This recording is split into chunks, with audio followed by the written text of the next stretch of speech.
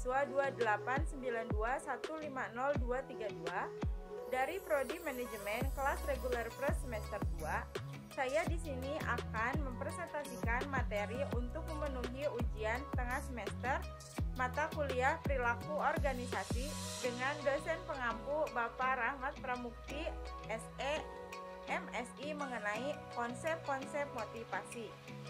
Pembahasan materi yang akan dibahas dari konsep-konsep motivasi ada 5 bagian. Yang pertama ada pengertian motivasi, yang kedua teori-teori motivasi, yang ketiga proses-proses motivasi, yang keempat jenis-jenis motivasi, dan yang terakhir adalah faktor yang mempengaruhi motivasi. Lanjut ke pembahasan yang pertama mengenai pengertian motivasi. Apa itu motivasi?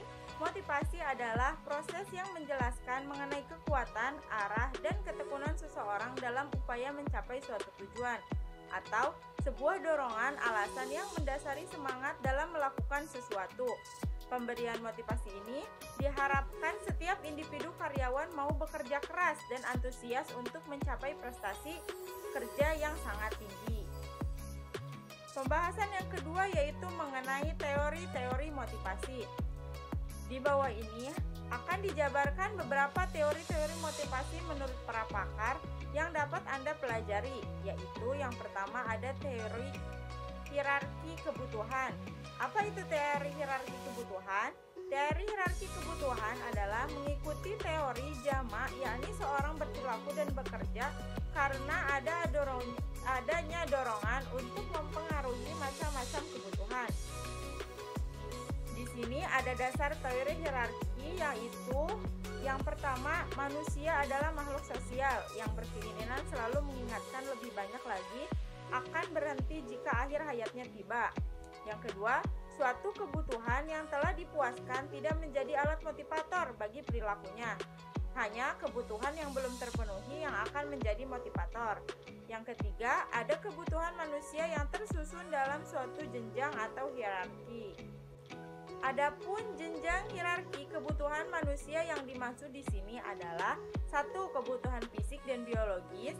Bagian ini terdiri kebutuhan akan sandang, pangan, papan, kesehatan, dan juga lain-lain.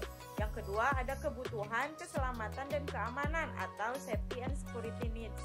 Bagian ini terdiri dari kebutuhan perlindungan dari sebuah bahaya, ancaman, dan juga sebagainya. Yang ketiga, adanya kebutuhan sosial.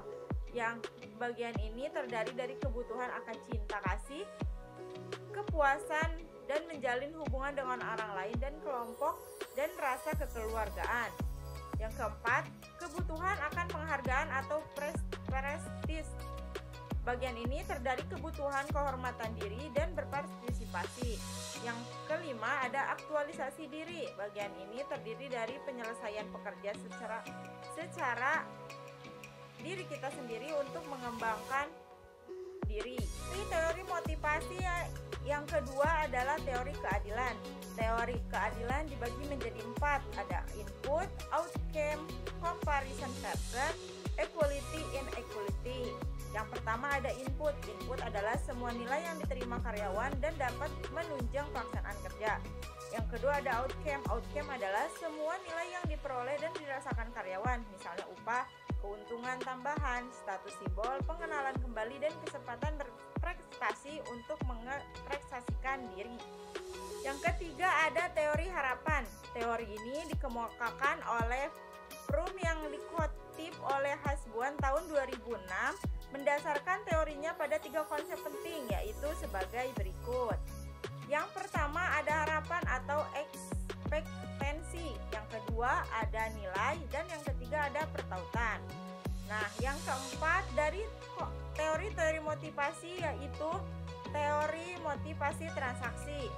Menurut teori ini, karyawan mempunyai cadangan energi potensial. Bagaimana energi dilepaskan dan digunakan tergantung pada kekuatan dan dorongan serta motivasi seseorang dalam situasi serta peluang yang tersedia. Energi yang dimanfaatkan oleh karyawan karena didorong oleh kekuatan motif dan kebutuhan dasar yang terlibat. Yang kedua, harapan keberhasilannya. Yang ketiga, nilai insentif yang terlekat pada tujuan. Nah, hal-hal yang memotivasi seseorang untuk mencapai tujuan adalah yang pertama ada kebutuhan prestasi, ada kebutuhan afiliasi, dan yang ketiga ada kebutuhan kekuasaan.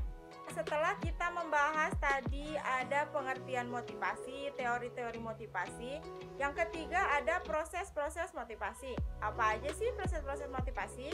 Proses motivasi itu terbuat dari kebutuhan, dorongan, sehingga menyebabkan kepuasan bagi kita sendiri. Proses terjadinya motivasi menurut Jainun tahun 2007 adalah disebabkan adanya kebutuhan yang mendasar, dan untuk memenuhi kebutuhan timbullah dorongan untuk berperilaku. Bila mana seseorang sedang mengalami motivasi atau sedang memperoleh dorongan, maka orang itu sedang mengalami hal yang tidak seimbang. Setiap manusia dengan berbagai kebutuhan tidak akan pernah puas dalam memenuhi kebutuhannya. Oleh karena itu, proses motivasi akan terus berlangsung selama manusia mempunyai kebutuhan yang harus dipenuhi.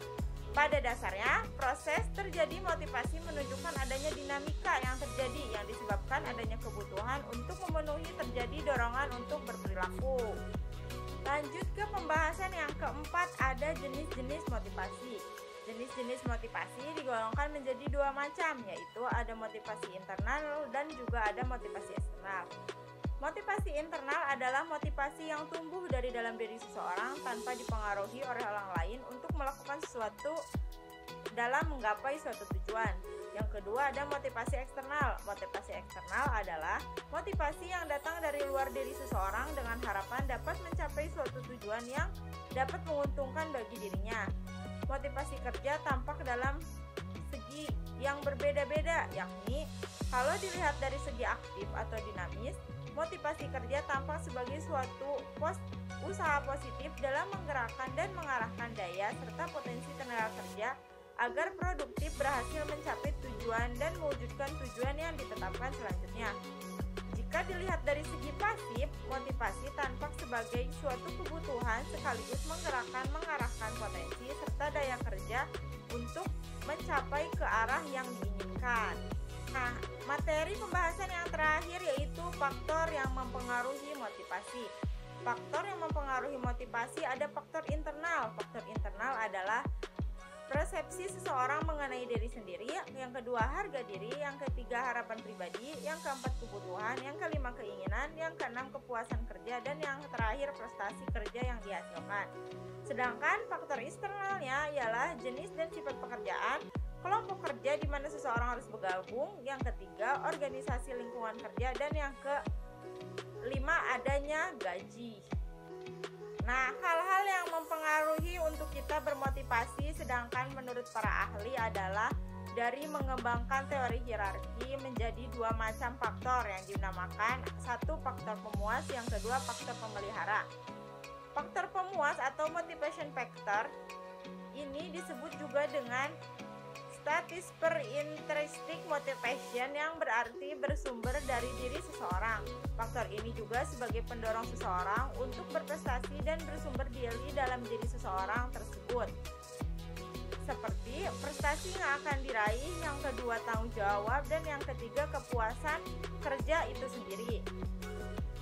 Prestasi yang diraih merupakan daya penggerak yang memotivasi semangat kerja seseorang, karena ini akan mendorong seseorang untuk mengembangkan kreativitas dan mengarahkan semua kemampuan serta energi yang dimilikinya demi mencapai prestasi tinggi asalkan diberikan kesempatan.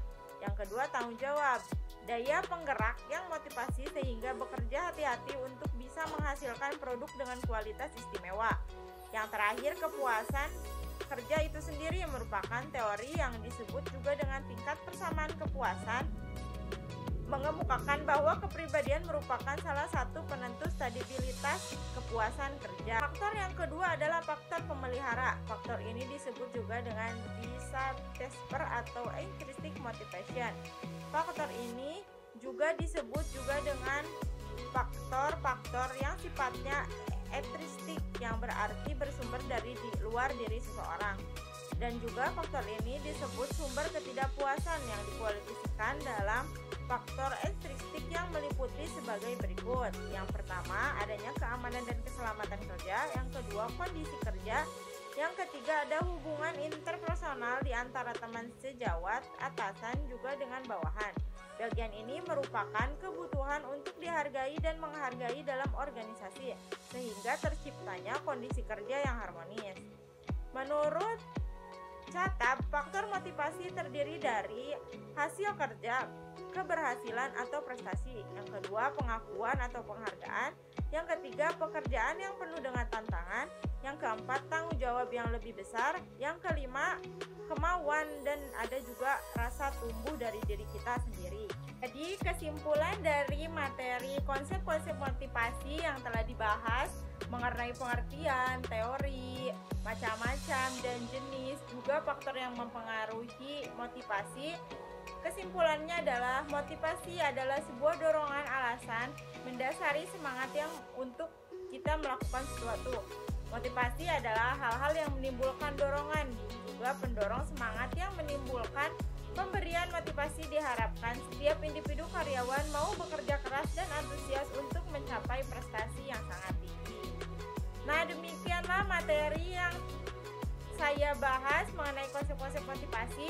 Semoga bisa bermanfaat buat kita semua. Mohon maaf apabila ada kesalahan, salah kata atau salah yang dari saya sampaikan. Terima kasih atas perhatiannya. Wassalamualaikum warahmatullahi wabarakatuh.